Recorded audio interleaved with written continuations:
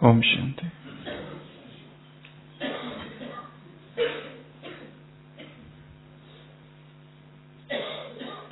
एक अत्यंत उलझी हुई या कहो बेबूझ कहानी से इस क्लास की शुरुआत करेंगे। चीन में हजारों वर्ष से इस पर विचार किया जा रहा है, पर उत्तर अभी तक नहीं मिला है।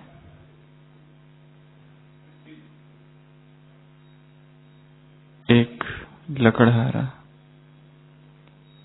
एक दिन लकड़ी काटते काटते थक जाता है। बेचारा गरीब होता है और थोड़ा बीमार भी। इसके लिए थकान की वजह से उसे नींद लग जाती है और वहीं सो जाता है। स्वप्न में वो देखता है कि थोड़ी ही दूरी पर एक खजाना गड़ा हुआ है। तो वो वहां जाता है और देखता है कि थोड़ी सी धूल है और वास्तव में खजाना वहां पर गड़ा हुआ है। बहुत बड़े बड़े हंडे हैं जिसमें कि हीरे जवाहरात सब है। पर वो सोचता है कि इस समय इसको नहीं लेके जाना चाहिए, रात में आऊंगा और फिर लेके जाऊंगा। और वहां पर वो एक लकड़ी गाड़ देता है और चला जाता है। रात में वो वहां जाता है तो देखता है लकड़ी तो गड़ी हुई है पर खजाने नहीं है।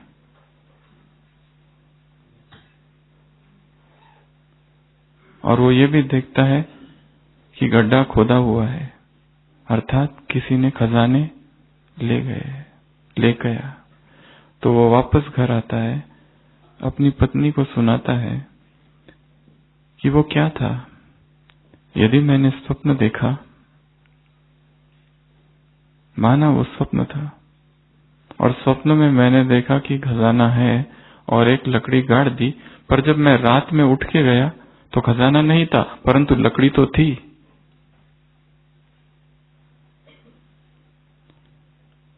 पत्नी कहती है तुमने स्वप्न ही देखा होगा और ये भी स्वप्न देखा होगा कि रात में तुम उठ कर गए। उसी रात एक दूसरा व्यक्ति होता है, वो भी स्वप्न में इस लकड़हारे को खजाना के पास लकड़ी गाड़ते हुए देखता है। और वो दूसरा व्यक्ति उसी समय वहां पहुंच जाता है और देखता है कि लकड़ी गड़ी हुई है और खजाना भी है। तो वो खजाना निकालता है, वो सारे हंडे, और घर लेके आता है और अपनी पत्नी से कहता है कि मैंने एक खजाना देखा, ऐसा ऐसा एक लकड़हारा देखा जिसने एक जो खजाना देख रहा है और उसने वहां पर एक लकड़ी गाड़ी और चला गया। मैं वहीं गया और लकड़ी गड़ी हुई थी और मैंने वो खजाना लिया और आ गया। पत्नी कहती है तुमने भी स्वप्न देखा होगा। वो कहते हैं अगर मैंने स्वप्न देखा पर खजाना तो सामने है, हंडे तो सामने है। पर पत्नी कहती है नहीं, ये हमारा नहीं है। तुमने स्वप्न में देखा था कि ये तुमको क्या हुआ, स्वप्न या अंतर्दर्शन पता नहीं, परंतु ये खजाना उसी का है। तो क्यों ना हम इस खजाने को सम्राट के पास ले जाए। तो खजाने को सम्राट के पास लेके जाया जाता है।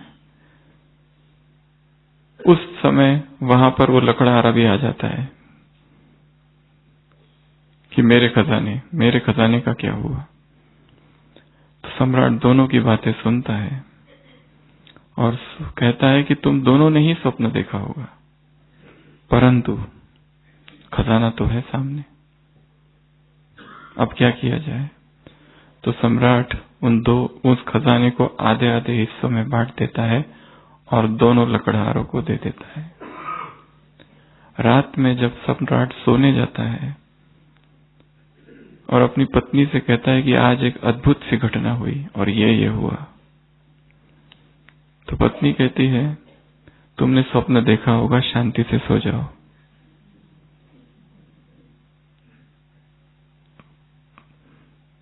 कहानी यही पूरी होती है।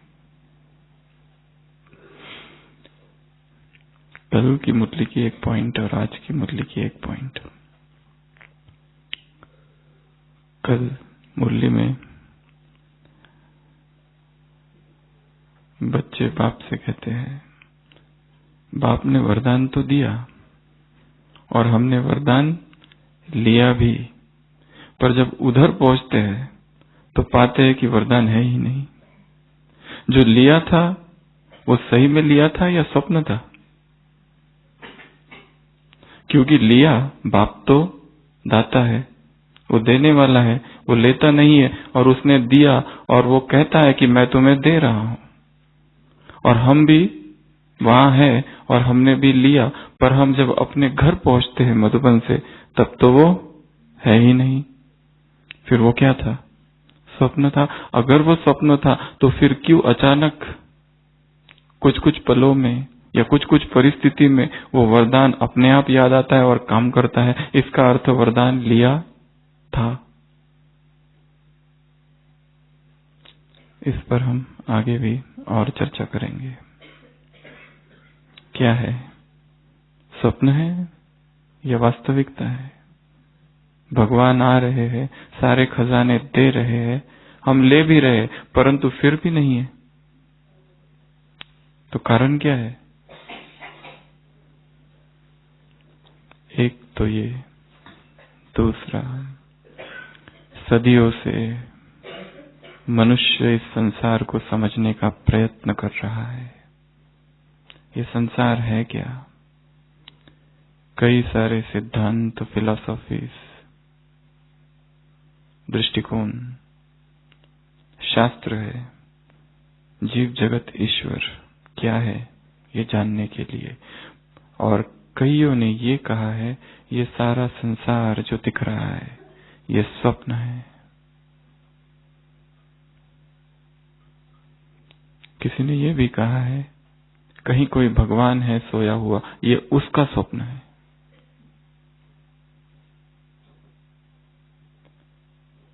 सन्यासियों ने ये कहा है यहाँ कुछ भी सत्य नहीं है, जो कुछ दिखाई दे रहा है स्वप्नव्रत है। संसार को जानने की कोशिश हरेक ने की है और कहीं न कहीं कहा है कि जो भी यहाँ हो रहा है कुछ भी सत्य नहीं लगता है, सब मिथ्या है, भ्रम मात्र है, जिसको उन्होंने माया कहा। भ्रम को माया कहा है सन्यास में। आज सुबह की साकार मुरली, बाबा ने कहा मेरे बुद्धि में जो ज्ञान है वो मैं तुम्हें दे देता हूं। अब तुम्हारी बुद्धि में डिटेल, सारी डिटेल है। मैं तुमको समझाता हूं ये संसार क्या है। अब मैं तुमको बताता हूं कि ये संसार कैसे फिरता है, पार्ट यहाँ कैसे प्ले होता है, कैसे सतयुग से कलयुग आता है, क्या क्या यहाँ होता है। इस संसार का जो विवरण बाबा ने दिया है ऐसा आज तक किसी ने नहीं दिया है। जैसे वो कहानी बेबूझ है, अनसुलझी है, उसी तरह ये संसार भी बेबूझ पहेली की तरह है। समझने की कोशिश कर रहे, अब भी लोग सोच ही रहे पहला लकड़हारा जो कह रहा था वो स्वप्न है, उसने जो देखा, या दूसरे का स्वप्न था, या ये जो राजा है वही सारा स्वप्न देख रहा है। ये रात में उसी का स्वप्न था कि उसके राज्य में ऐसे दो लकड़हारे हैं। सत्य क्या है, असत्य क्या है, ज्ञान अज्ञान, नित्य अनित्य क्या है, सोच ही रहे हैं, जान ही रहे हैं, पता किसी को नहीं। आज सुबह बाबा ने कहा, मैं तुमको समझाता हूं, तुम औरों को समझाओ। ये ड्रामा कैसे रिपीट होता है, घूमता है, फिरता है। इस कहानी पर फिर से आएंगे वापस। तो कल सुबह की अव्यक्त मुरली, इस मुरली को हम इस ढंग से रिवाइज कराएंगे या करेंगे कि अगले 1 घंटे में यहाँ जितने लोग बैठे हैं उन सबको मुरली की एक एक लाइन, एक एक शब्द, एक एक वाक्य याद हो जाए। क्या ऐसा हो सकता है? इसमें कुछ करना पड़ेगा आपको भी। जो सामने आके बैठ सकते हैं नीचे वो आ जाए, माता है। जो एकदम पीछे है वो सामने आ जाए, क्योंकि यहाँ आपको भी कुछ कुछ करना है। बोलना नहीं है, पर कुछ करना होगा। खाली सुनना ही है, परंतु मुरली को हम एक अलग ढंग से आज उसका चिंतन, उसका मनन, उसका रिवीजन कहो वो करेंगे। तो मुरली का हेडिंग क्या है? सहज पुरुषार्थी आत्माओं के लक्षण। बाबा ने हमको कहा है तुम्हें 16 कला संपूर्ण बनना है।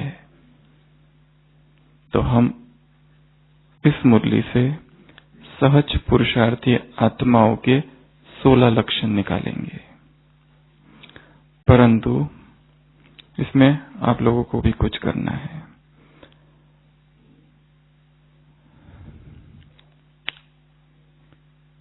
हम एक किसी को यहाँ बुलाएंगे, आपको यहाँ खड़े रहना है और जो सामान दिया जाएगा उसमें स्थित होना है। तो सबसे पहले लक्षण के लिए कोई एक माता यहाँ पर आ जाएंगे। जल्दी करना कुछ नहीं है, आपको खाली खड़े रहना है, कोई भी एक माता। तो सहज पुरुषार्थी आत्माओं के लक्षण में सबसे पहला लक्षण है यशोदा मैया। पहला लक्षण कौन सा है? माँ यशोदा। माता जी जो यहाँ खड़े हैं, अब उनके साथ इस सम्मान को जोड़ दो। कौन खड़ी है यहाँ पर? माँ यशोदा मैया। उसके हाथ में 2 रस्सियां है, दिख रही है सबको? कौन कौन सी 2 रस्सियां है? स्नेह की रस्सियां है और मिलन के भावना की रस्सी है। इस रस्सी से क्या कर दिया? वो जो निराकार है, वो जो आकारी है, उस निराकार को, उस आकार को भी साकार सृष्टि में, साकार रूप में आने के लिए बाध्य कर दिया। भगवान को भी बांध दिया। तो सहज पुरुषार्थी आत्माओं की पहली निशानी क्या है? 2 शक्तियां, 2 रस्सियों से भगवान को बांध दिया। माता जी का चेहरा याद रखो, क्योंकि बाद में हम रिवीजन कराएंगे तब पूछेंगे ये कौन है। तो पहला सहज पुरुषार्थी आत्मा अर्थात कौन? यशोदा मैया। नारद यशोदा से पूछता है, जब ऊपर से देखता है कि कैसे यशोदा कृष्ण को बांध रही है, उसको बांध रही है जो त्रिभुवन का स्वामी है, उसको बांध रही है जिसको वेद नेति नेति कहकर पुकारते हैं, उसको बांध रही है जो अगम अगोचर है, त्रिलोकी नाथ है, अनंत है, विराट है, जिसे कोई पकड़ नहीं सका, जान नहीं सका, समझ नहीं सका, ऐसे को वो बांधते हुए जब नारद ऊपर से देखता है तो कहता है कि हे यशोदा, तुमने ऐसी क्या तपस्या की जो भगवान को बांध रहे हो, जो किसी के भी पकड़ में नहीं है, और वो यहाँ कितनी आसानी से बंध रहा है। अव्यक्त महावाक्य है बाबा के, तुमने अपने स्नेह की डोरी से बाप को बांधा है। तो बताओ, बांधने वाला बड़ा है या जो बंध गया वो बड़ा है? मतलब हम बड़े हैं? मतलब हम ये कहना चाहते हैं कि हम उससे बड़े हैं? तो बाबा ने ये प्रश्न पूछा है किसी मुरली में। अच्छा, हमने उसे इन 2 रस्सियों से बांधा, तो रिटर्न में उसने क्या कर दिया? कौन बनाया? कौन बताएगा? इन्हीं 2 रस्सियों को उसने लिया और दिल तख्त का आसन उसमें रख दिया और उसका झूला बनाया, और वो हमको झुला रहा है। कहाँ झुला रहा है? अपने दिल तख्त के आसन में। तो सीट पर सेट हो, ये रस्सी मजबूत है, हिलती तो नहीं है?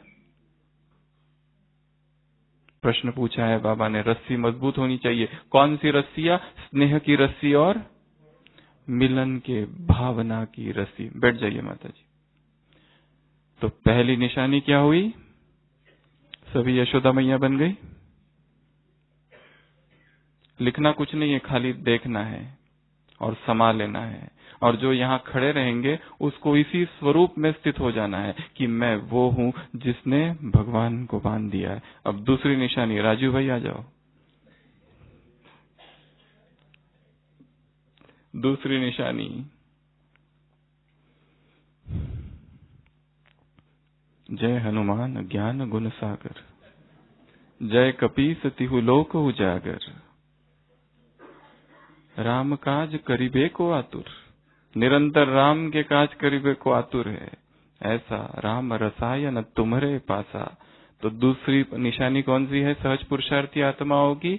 हनुमान, अर्थात पार करने वाला, अर्थात समस्या कितनी भी बड़ी हो, अर्थात पहाड़ जैसी समस्या हो, उसको भी सेकंड में पार करने वाला कौन?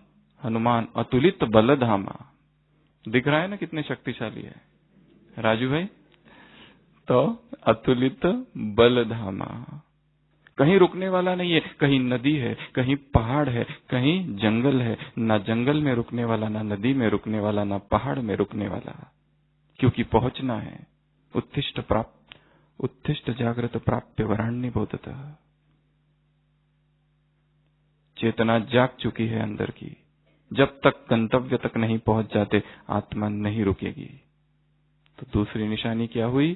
सहज पुरुषार्थी आत्मा, अर्थात सेकंड में पार करने वाले, कहीं पर भी रुकने वाले नहीं। समस्या कितनी ही विकराल हो, परिस्थिति चाहे कैसी भी हो, रुकेंगे नहीं, आगे ही आगे बढ़ते जाएंगे। तो दूसरी निशानी याद है ना? जब भी इनको देखो तो क्या याद करोगे? हनुमान को। बैठ जाओ। सहज पुरुषार्थी आत्माओं की तीसरी निशानी,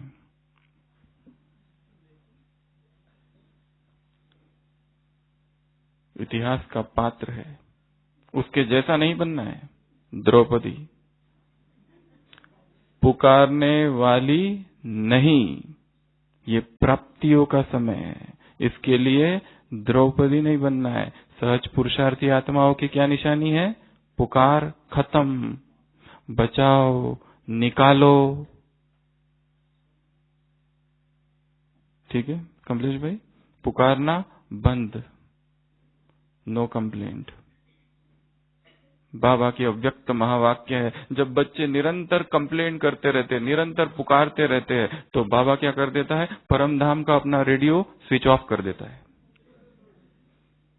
जब देखो तब कंप्लेंट ही कंप्लेंट, जब देखो ये ठीक नहीं है, स्थान ठीक नहीं है, सेंटर ठीक नहीं है, साथी ठीक नहीं है, सेवा ठीक नहीं है, बहन जी ठीक नहीं है, भाई ठीक नहीं है, पति ठीक नहीं, पत्नी ठीक नहीं, बच्चे ठीक नहीं, घर ठीक नहीं, टेढ़ा मेढ़ा है। और जब कोई बच्चा बाबा की महिमा करता है, गुणगान करता है, प्राप्तियों का गुणगान करता है, तो बाबा फुल वॉल्यूम कर देते हैं। निर्वाण धाम में उसकी ही आवाज गूंजती रहती है। तो तीसरी निशानी सहज पुरुषार्थी आत्माओं की, द्रौपदी नहीं, पुकारना खत्म। 2 दिन पहले फ्राइडे साकार मुरली थी बाप की। बच्ची अब पुकारती है बाबा को, बाबा बचाओ, शरण दो। मैं शरण तब दूंगा जब तुम नष्टो मोहा बनेगी। ऐसे ही शरण नहीं दूंगा, मैं शरण तब दूंगा जब तुम नष्टो मोहा बनेगी। बैठ जाओ। चौथी निशानी, कोई भी बहन जल्दी जल्दी जल्दी आ जाइए आप ही। चौथी निशानी सहज पुरुषार्थी आत्मा अर्थात शंकर, जिसका तीसरा दिव्य नेत्र खुला है। तीसरे दिव्य नेत्र से प्राप्तियों को देखने वाला तीसरा दिव्य नेत्र, अनुभव का नेत्र इसको कहा है बाबा ने। चौथी निशानी क्या है? निरंतर तीसरा दिव्य अनुभव का नेत्र खुला हुआ हो। चीजों को स्थूल आंखों से नहीं देखो, उस नेत्र से देखो। स्थूल आंखों से देखोगे तो स्थूल दिखेगी। जैसे उदाहरण भी दिया बाबा ने, उस स्थूल आंखों से चीजें स्पष्ट दिखाई देती है, वैसे इस तीसरे नेत्र से प्रारब्ध क्या है, प्राप्तियां क्या है, हमें क्या क्या मिला है, वो निरंतर देखना। अर्थात तीसरा नेत्र खुला रहे। बैठ जाइए। तो चौथी निशानी याद हो गई सबको? कौन सी? शंकर। पांचवी निशानी फिर से कोई एक बहन। सहज पुरुषार्थी आत्माओं की पांचवी निशानी है शक्ति अवतार। शक्ति अवतार अर्थात चाहे जमीन कितनी भी टेढ़ी हो, संकल्पों की बुद्धि को मोच न लगे और संकल्प टेढ़े ना हो, यह है शक्ति अवतार। ये नहीं कह सकते तुम ये आंगन ठीक नहीं है। संकल्पों की मोच या संकल्पों का टेढ़ा होना, बुद्धि को मोच लगती है। बाबा ने कहा ये बुद्धि की मोच क्या है? स्प्रेन ऑफ द इंटेलेक्ट, चिंतन का विषय है। इमोशनल फ्रैक्चर्स, कब ये स्प्रेन हो जाता है, कब ये मोच आ जाती है चलते चलते। क्या हम भी कभी उदास, कभी निराश, कभी दुखी, ये सब हो जाना, खिन्न हो जाना, नीरस हो जाना, विरस हो जाना, जीवन में इंटरेस्ट ही नहीं कोई पुरुषार्थ करने में, ऐसी अवस्था आ जाए तो समझ लेना क्या हो रहा है? मोच आ गई है।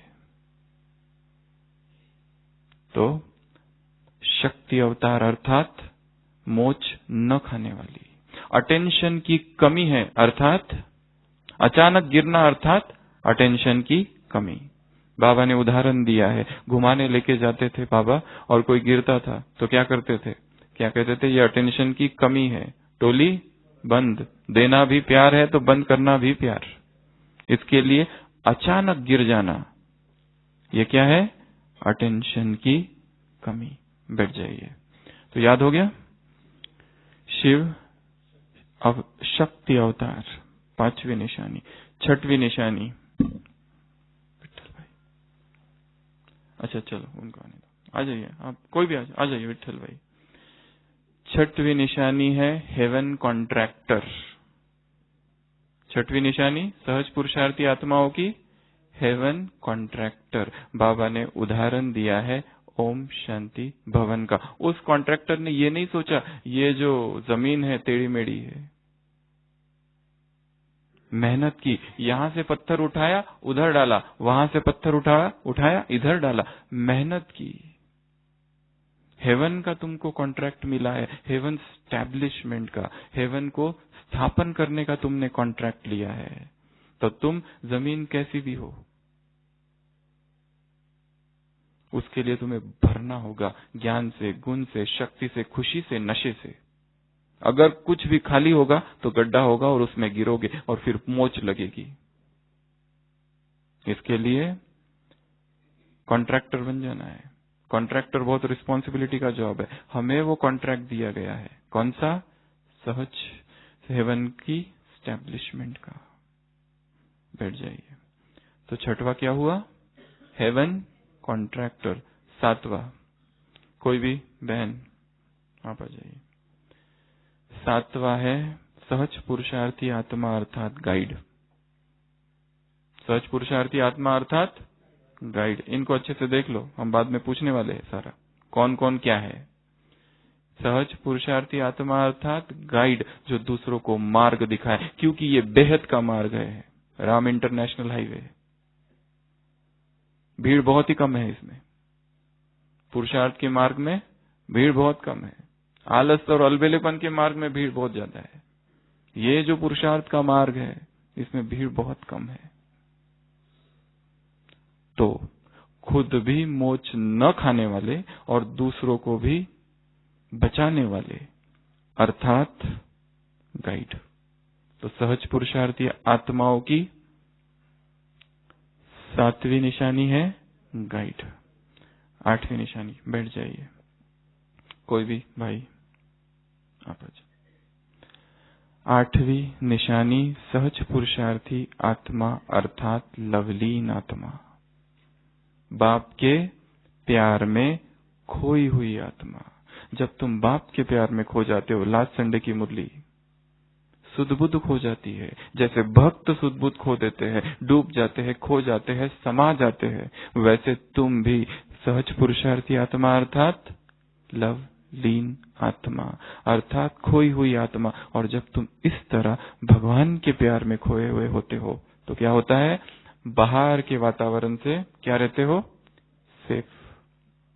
ये समानता ही सेफ है, क्योंकि जब तुम बाबा की याद में खो जाते हो तो उसकी जो शक्तियां है वो तुम्हारी शक्तियां बन जाती है। तुम शक्तिशाली हो जाते हो, तुम माला माल हो जाते हो, तुम बाप समान हो जाते हो।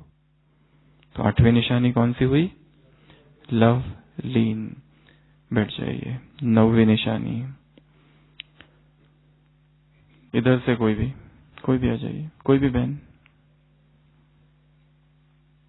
आप ही, अच्छा चलो वो आ रहे। 9वीं निशानी है अलबेले नहीं, सहज योगी जीवन वाले। अलबेले नहीं, बाबा ने अलबेले पुरुषार्थी की विशेषता सुनाई है। क्या करता है वो, अंदर से खाता है दिल और बाहर से गुण गाता है, किसके, खुद के। ये अलबेले पुरुषार्थी की निशानी है। अंदर से तो दिल खाता है क्योंकि अमृत वेला इतना शक्तिशाली नहीं हो रहा है, और बाहर से बता रहे हैं हम बहुत पावरफुल अमृत वेला करते हैं, हम रेगुलर करते हैं। अंदर से दिल खा रही है, अंदर से पवित्रता का सूक्ष्म में खंडन हो रहा है, और बाहर से हम ब्राह्मण हैं, हम पवित्र हैं, दुनिया को पवित्र बनाने वाले हैं। अंदर से धारणाएं टूट रही है, अंदर से व्यक्तियों में लगाव है, अंदर से कहीं ना कहीं श्रीमत का बार बार उल्लंघन, परंतु बाहर से अपने ही गीत गाता है। तो ये किसकी निशानी हुई, अलबेले पुरुषार्थी की। तो 9वीं निशानी है अलबेला नहीं, सहज पुरुषार्थी। बैठ जाइए। 10वां, कोई भी इधर से। 10वां अलबेले पुरुषार्थ सहज पुरुषार्थी आत्माओं की निशानी है मैं मास्टर सर्वशक्तिवान आत्मा हूं, या फिर मैं शिव शक्ति हूं, या फिर मैं मुश्किल को सहज बनाने वाली आत्मा हूं। बाबा ने कहा तुम ये नहीं कह सकते, ये तुम्हारी भाषा ही नहीं है कि चाहते हैं पर हो नहीं रहा है। ये भाषा दुर्योधन की है महाभारत में। वो कहता है मैं क्या करूं पितामह, मैं जानता हूं मैं अधर्म के पक्ष में हूं, मैं ये भी जानता हूं मैं जो कुछ कर रहा हूं अनीति है, परंतु मुझ में इतनी शक्ति ही नहीं है कि मैं अपने आप को रोकूं। बाबा ने कहा चाहते नहीं है फिर भी हो रहा है। ये क्या है, ये मास्टर सर्वशक्तिवान नहीं है, ये ब्राह्मणों की भाषा ही नहीं है। इस भाषा को समाप्त कर दो। मुश्किल तुम नहीं कह सकते, मुश्किल को क्या कर दो, वो तो आगे कहा है मुश्किल नहीं, ये तुम्हारे लिए सहज है। मुश्किल को भस्म कर दो तपोभूमि में। मुश्किल को सहज करने वाले या फिर मास्टर सर्वशक्तिवान आत्मा हूं या शिव शक्ति हूं, 3 शब्दों का प्रयोग किया है बाबा ने। बैठ जाइए। तो 10वीं निशानी है मास्टर सर्वशक्तिवान। 11वीं निशानी, कोई भी इधर से, संदीप 11वीं निशानी है परिवर्तन के पात्र या फिर दृढ़ संकल्प के पात्र। वरदान तो तुमको मिला है, परंतु वहां जाके वरदान है ही नहीं। फिर क्या करते हो? बाप पर कसूर लगाते हो, होशियारी करते हो कि बाबा ने दिया ही नहीं, या फिर ले लिया और बाबा तो जानता है बाबा दाता है या लेता है। एक पात्र, बारिश हो रही है, ठीक है, और हमने एक पात्र रख दिया। ऐसी 5 अवस्था है जिस अवस्थाओं में वो पानी उसमें नहीं जाएगा। कौन कौन सी? सबसे पहले उसमें छेद है तो बह जाएगा। ज्ञान तो भर रहे पर सारे दिन भर में TV, mobile, internet, social media, पता नहीं कहां कहां ज्ञान, सारे लीकेजेस चला जा रहा है। एक तो छेद, दूसरा उल्टा रखा हुआ है, कैसे भरेगा उसमें? तीसरा घर के अंदर है, कैसे भरेगा? बारिश बाहर आ रही है, परमात्मा प्रेम की वर्षा हो रही है और हम घर में दुबक कर बैठे हुए हैं और फिर चिल्लाते हैं कि भगवान मदद नहीं करता। अरे परमात्मा स्नेह बरस रहा है। सैटरडे का वरदान, बाबा के क्रांतिकारी महावाक्य थे वरदान में, परमात्मा स्नेह ही संपूर्ण योग है। इस परमात्मा स्नेह में समा जाना ही संपूर्ण ज्ञान है। ज्ञान की ऐसी परिभाषा, योग की ऐसी परिभाषा, तुम संपूर्ण योगी और संपूर्ण ज्ञानी आत्मा हो। संपूर्ण ज्ञान अर्थात परमात्मा स्नेह में समा जाना, और संपूर्ण योगी अर्थात परमात्मा स्नेह। कितनी सुंदर परिभाषा दी है सैटरडे का वरदान सुबह का। तो तीसरी अवस्था, बर्तन घर में रखा हुआ है। चौथी, ढका हुआ है तो कैसे भरेगा? और पांचवी, उसमें पहले से ही किचड़ा है, पहले से ही उसमें किचड़ा है, तो वो पानी उसमें कैसे आएगा? बाबा ने कहा वरदान तो तुम ले लेते हो, परंतु पात्र भी तो देखो। दृढ़ संकल्प का पात्र धारण करने वाले, परिवर्तन का पात्र धारण करने वाले, तो सहज पुरुषार्थी आत्मा अर्थात दृढ़ संकल्प का पात्र धारण करने वाले। 11वीं पॉइंट। नेक्स्ट 12वीं पॉइंट, सहज पुरुषार्थी आत्मा अर्थात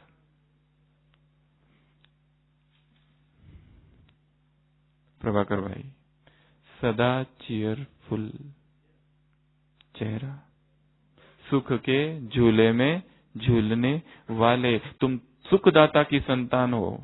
आज सुबह का वरदान,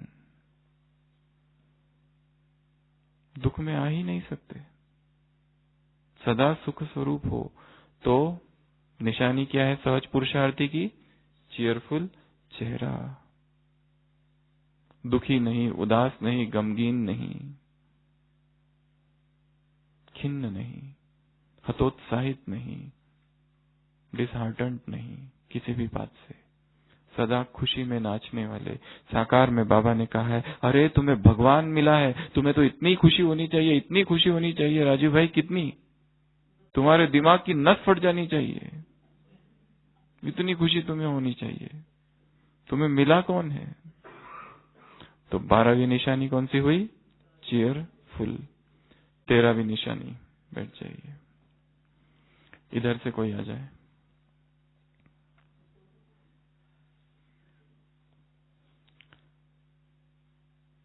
गिरधर गोपाल की गोप और गोपिया, क्या कर दिया था गिरधर ने? गोवर्धन को उठा दिया था। तो सहयोग की उंगली देने वाली आत्मा, हर कार्य में सहयोग दो, और सबसे बड़ा सहयोग है वातावरण, वायुमंडल, वाइब्रेशंस को शक्तिशाली बना दो। भक्ति में तो तुमने वैसे भी 99% गवा दिया, बहुत जबरदस्त आंकड़ा दिया है बाबा ने। 1% सफल किया है बस। तन मन धन, तन भी क्या हो गया तुम्हारा? नाम की जवानी है बस, बूढ़े शक्तिशाली है जवानों से।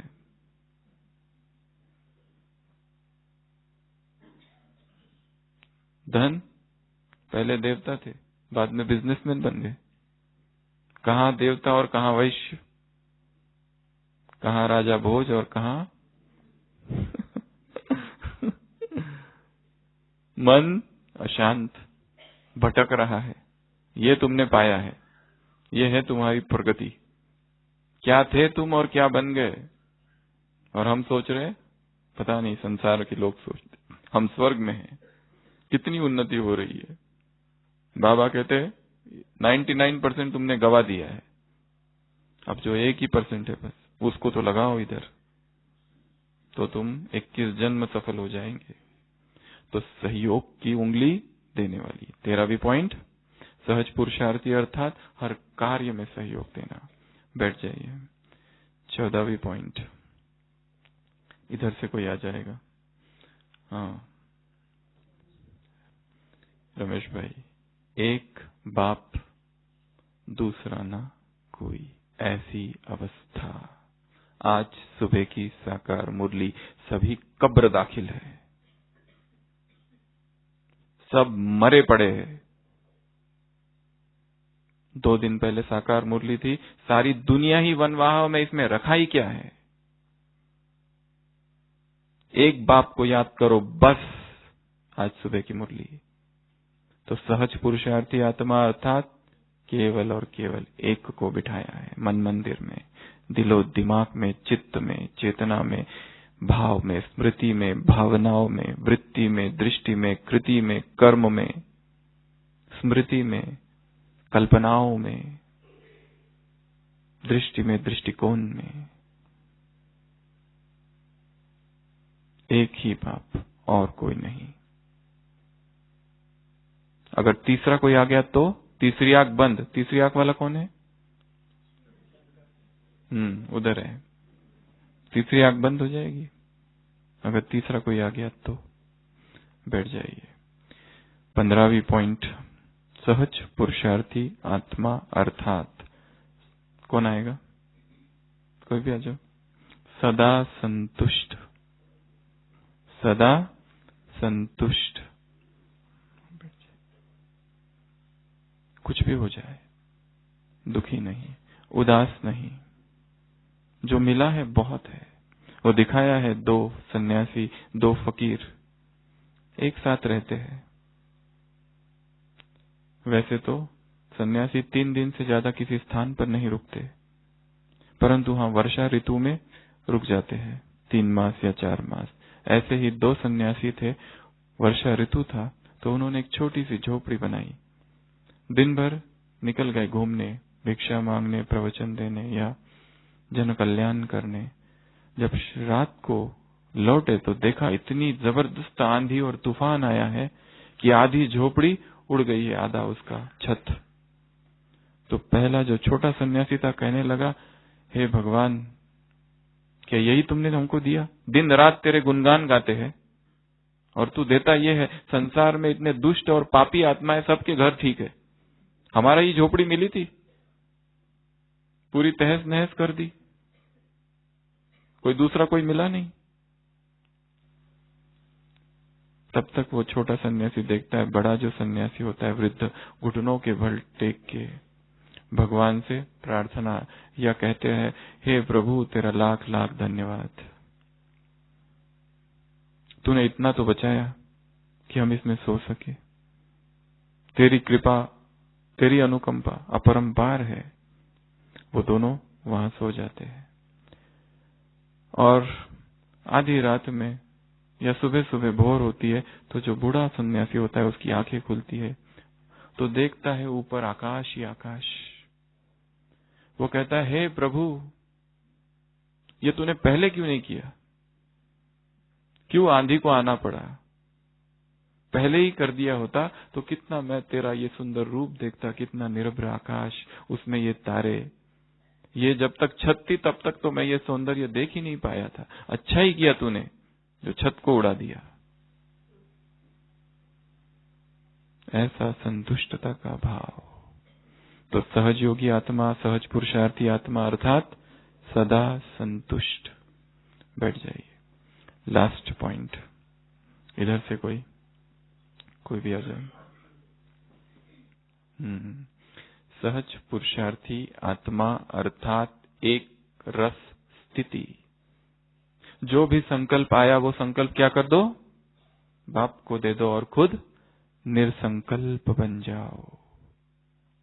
ऐसा जो भी शुभ संकल्प होगा वो पूर्ण होगा, उसमें सफलता होगी। शुभ चिंतन, शुभ चिंतक। तो सहज पुरुषार्थी आत्मा की निशानी क्या हुई, एक रस स्थिति। आज सुबह की मुरली में एक रस स्थिति किसको कहा बाबा ने, कौन बताएगा उसको इनाम, कौन बताएगा? हाँ, हर्षित और गंभीरता का बैलेंस रखने वाले एक रस स्थिति है। बैठ जाइए। तो अभी हम मुरली को थोड़ा रिवाइज करेंगे और फिर थोड़ी और चर्चा करेंगे। हाँ जी, राजीव भाई आ जाओ। अब बताओ ये कौन है, जल्दी जल्दी। अच्छा, उठने की जरूरत नहीं, बोल दिया सबने। तो सहज पुरुषार्थी आत्मा अर्थात हनुमान, अर्थात किसी भी परिस्थिति में रुकने वाले नहीं, समस्याओं को सेकंड में पार करने वाले, पहाड़, नदी और जंगल कहीं पर भी भटकने वाले नहीं। जल्दी जल्दी आते जाओ। ये कौन है? ये है द्रौपदी नहीं। कमलेश भाई, द्रौपदी नहीं अर्थात पुकार नहीं, अर्थात रोना नहीं, अर्थात कंप्लेंट नहीं, चिल्लाना नहीं। बाबा तूने जो दिया है बहुत दिया, इतना दिया, इतना दिया, बस स्टॉप। बाबा को कह रहे बहुत, अभी नहीं चाहिए, बहुत रुको अभी। सहज पुरुषार्थी आत्मा अर्थात महेंद्र भाई क्या है ये? मास्टर सर्वशक्तिवान। ये कहने वाले नहीं क्या करे, चाहते तो है पर होता नहीं। ये कहने वाले नहीं कि जानते तो है परंतु कर नहीं पाते। शिव शक्ति। मुश्किल शब्द समाप्त। बाबा ने कहा तपो भूमि में आए हो तो मुश्किल शब्द को भस्म करके जाना।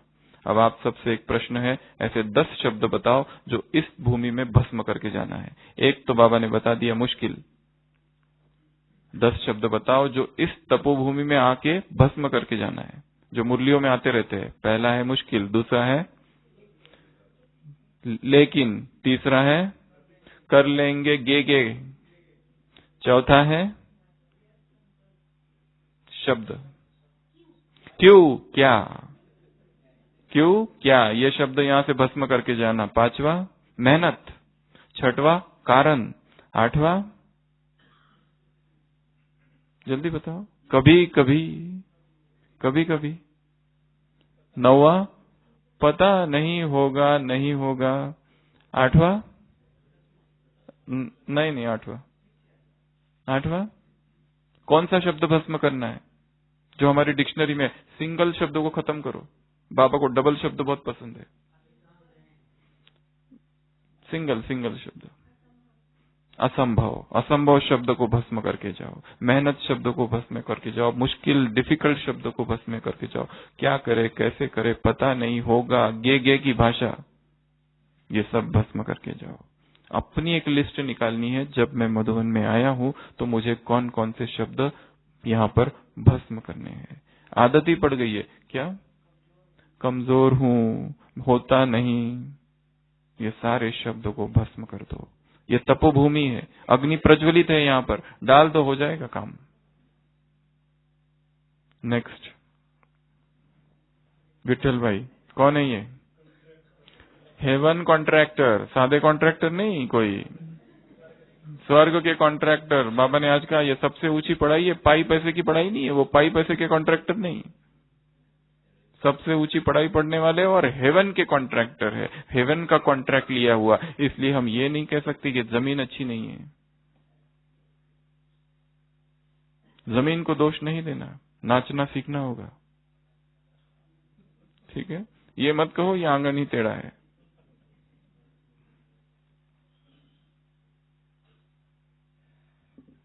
नेक्स्ट, इधर से ये कौन है? संदीप भाई कौन है? सहज पुरुषार्थी आत्मा अर्थात परिवर्तन के पात्रधारी, अर्थात दृढ़ संकल्प के पात्रधारी, अर्थात दृढ़ संकल्प का पात्र हो तब वो वरदान उसमें आएगा, नहीं तो छेद अगर है उल्टा अगर रखा है, घर के अंदर रखा है, ढका हुआ है, पहले से ही बुद्धि में किचड़ा है, तो वो पानी वो नहीं आएगा उसमें। फिर वहां जाके कहते हैं कि बाबा ने तो दिया पर पता नहीं गया कहां। बाबा को ही दोषी ठहराते हैं। बैठ जाइए। इधर से हो गए सारे। ये कौन है? सहज पुरुषार्थी आत्मा अर्थात लवलीन आत्मा। बाहर के वायुमंडल का कोई भी प्रभाव नहीं, समानता ही सेफ है। ठीक है, नेक्स्ट। इधर हो गए सारे। हाँ, ये तो चेहरे से ही दिख जाता है। फिर भी खड़े हो जाइए प्रभाकर भाई। सहज पुरुषार्थी आत्मा अर्थात सदा चेयरफुल। दुख का नाम निशान नहीं, दुख के छींटे नहीं, दुख की छाया नहीं, परछाई नहीं, दुख की आंधी नहीं, तूफान नहीं, झोंके भी नहीं, कुछ नहीं। आनंदमय जीवन भगवान मिल गया है। इसी नशे में रहने वाले, सदा चीयरफुल चेहरे वाले सहज पुरुषार्थी आत्मा। बैठ जाइए। रमेश भाई, एक ही बाप है बस, कोई देहधारी नहीं, किसी से कोई संबंध नहीं, केवल एक बाप से ही सारे संबंध है, एक बाप से ही सारे रिश्ते। यह अवस्था है सहज पुरुषार्थी आत्माओं की। अभी इधर से चालू करेंगे। कौन कौन है? अच्छा, सुशील भाई। सहज पुरुषार्थी आत्मा अर्थात एक रस स्थिति। जो भी संकल्प आया बाप को दे दो। शुभ संकल्प होगा तो पूर्ण होगा जरूर। तो मैं एक रस स्थिति वाली आत्मा हूं।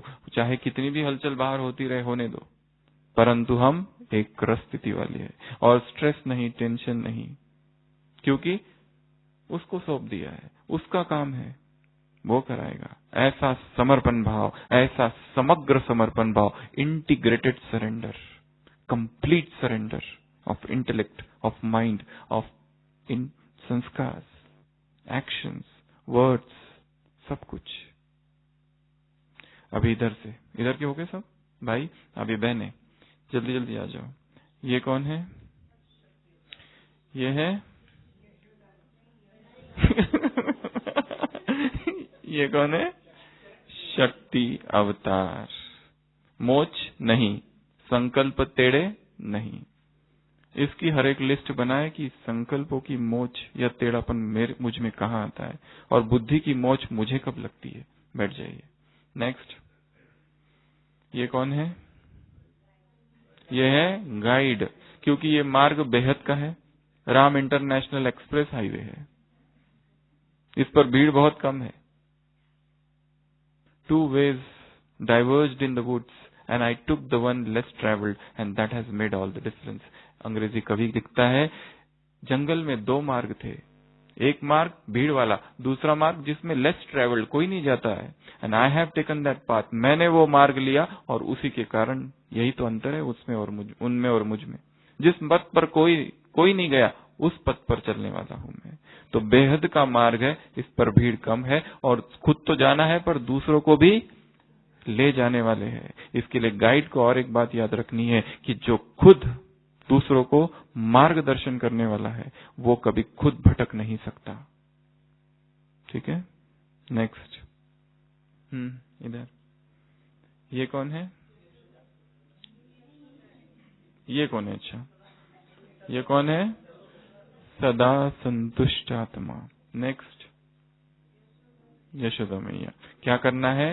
स्नेह से और भावना से भगवान को भी बांध देना है। तो कितना प्यार चाहिए उसमें, कितनी तपस्या चाहिए उसमें, तभी वो बंधेगा, नहीं तो वो बंधेगा नहीं, वो तो भाग जाएगा। नटखट तेरा लाल, यशोदा नटखट तेरा लाल, सब जगह नहीं जाता है वो।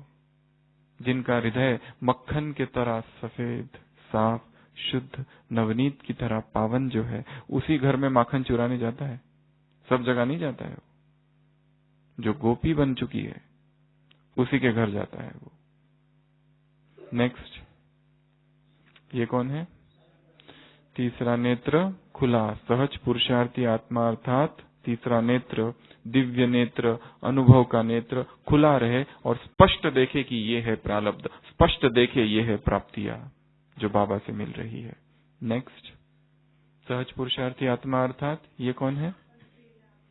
अलबेला नहीं, ऐसा कुछ कर्म नहीं करना है जिससे दिल खाता रहे।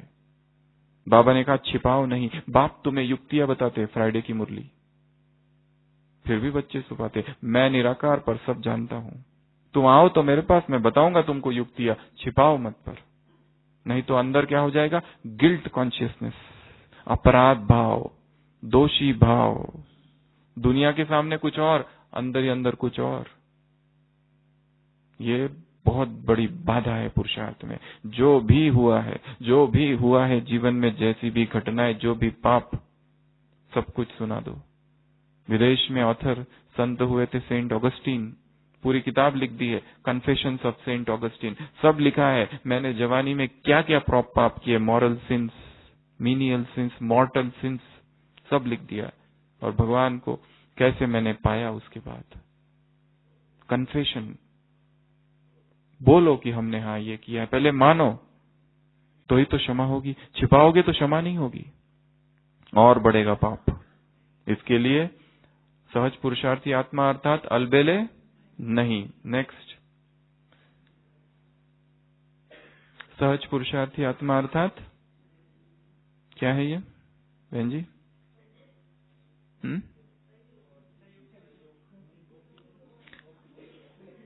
गिरधर गोपाल की गिरिराज को उठाने वाली, कलयुग रूपी पहाड़ को उठाने वाली भगवान जो है उसकी साथी।